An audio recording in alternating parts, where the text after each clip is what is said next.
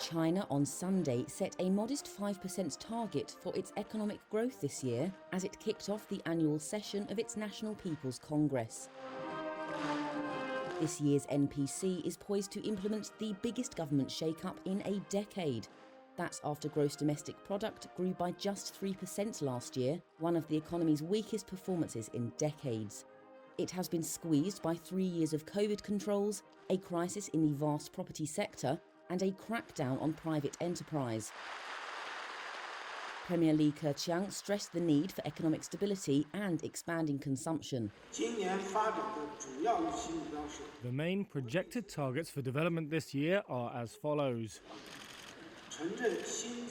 GDP growth of around 5%, around 12 million new urban jobs. Surveyed urban unemployment rate of around 5.5%.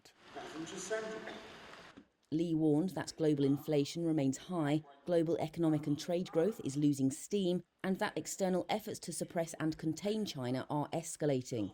Among the many challenges faced by Beijing is an increasingly fraught relationship with the United States, which is trying to block its access to cutting-edge technology. The demographic outlook is also worsening with plunging birth rates and a population drop last year, the first since the famine in 1961.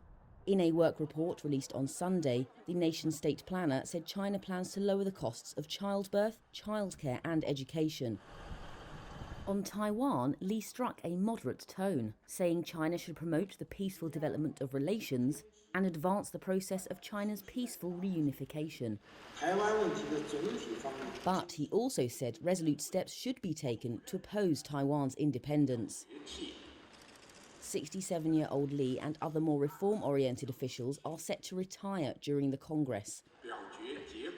They're making way for loyalists to President Xi Jinping, who further tightened his grip on power when he secured a third leadership term at October's Communist Party Congress. Longtime Xi ally Li Keqiang is expected to be confirmed as premier during the NPC. The rubber stamp parliament will also discuss Xi's plans for an intensive and wide-ranging reorganisation of state and Communist Party entities, state media reported on Tuesday. Analysts expect a further deepening of Communist Party penetration of state bodies.